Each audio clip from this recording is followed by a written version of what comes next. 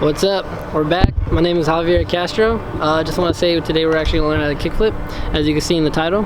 For the most part, we're going to go through the simple explanations of how to do it. I'm going to show you some clips of me doing it on stuff. I'm going to tell you about what to worry about when you're doing them. For the most part, I'm going to show you some. So if you want to learn them, definitely check these out. These are going to be how they're going to look.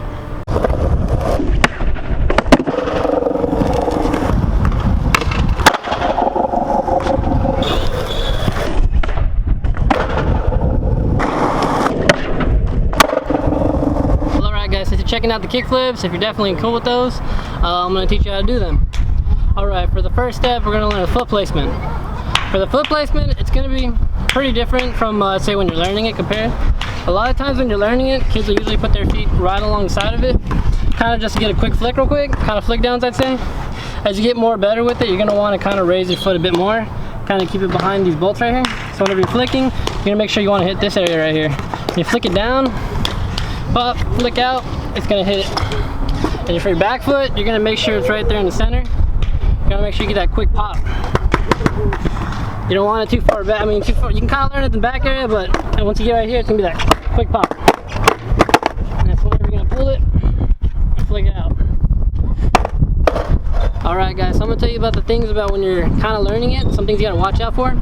Some of them are going to be over-rotating, because whenever you over-rotate, sometimes it can land on your foot.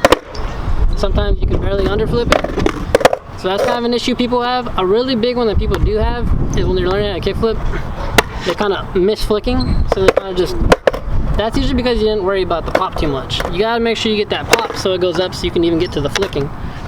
Another thing is gonna be whenever you flick, and sometimes it's gonna kind of 180, I'd say. It's gonna go kind of like a backside flip, but not really. It's gonna be because you hit this part and it kind of throws it to the side. That's the issue I see a lot of my friends have. One recently I just skated with, every time he tried kickflip, it kind of turned a bit. Another one is a big one. It's going to be whenever a lot of people try kickflipping, they completely just one-foot it. They flip the board, and it's just one foot every time, one foot's on the side. That's going to be usually because whenever you're flicking out, sometimes, I mean, we're a bit scared. I know it's kind of, skateboarding's a bit scary when you're not used to it. It's going to be one of the trials and errors you're going to learn when you're learning how to skate. So I mean, you're gonna fall off a few times, but it's just gonna probably be slipping out, and slipping out's not that bad. But for the most part, I say definitely just kind of stick to it, jump on it a bit more, and just one day whenever you flick out, you just try to keep that front foot on, and you can definitely stay with it. But another bad thing is whenever, say, when you're flicking it and you pop it straight up, sometimes it can pop just straight up when you're flicking, and you don't ever want a popsicle. Popsicle is bad. So yeah, there's differences. One of them you can completely not pop and you can miss a flick.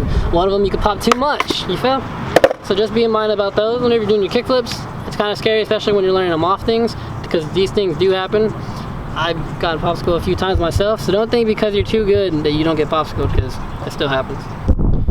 Alright, so an easy way to definitely start learning those kickflips right now is a lot of things sometimes people like to do is they like to hold on to some stuff. You can definitely hold on to a wall, a little thing like that. Kind of get your feet ready in this position I was telling you about. And little by little, kind of just do a little pop. And after that, you're going to learn how to little flick. And after that, you're going to put it all together and you'll learn how to kickflip. And little by little, you'll be able to stick it. But for the most part, after you're kind of learning how to do that, take it to the flat and kind of learn it. After that, you'll kind of be able to take it off of, I'd say, some stuff if you want to. That's when you start getting intermediate with it. You can take them off stairs. You can always put them on hips if you want. Laying them down on there is pretty sick. You can even take them to the tranny. And that's crazy. That's when it gets a little hectic, but that's always cool. If you want to also, you can also learn some new variations with it. With the kickflip comes along a world of tricks. You can lead your way to the backside flip. You can make your way to the front side flip. You can always learn how to kind of use that to maneuver yourself around the tray flip. It's terrible. And so on and so on. So with that, kind of take it at your own pace. Don't worry about it. Skating happens at, some people have it faster, some people have it slower. The best thing is make sure you got this trick down and steady. If you definitely want to learn more about these, just check out our trick tips. Let us know. We're going to start posting a lot more this whole new year. I want to say you can definitely check out my channel if you want at Unbid Light. I do post a lot of vlogs on there. I'm going to start posting a lot more. And for the most part, I'd say just keep up with that best, and we'll try to get these videos out to you. So just like and subscribe, and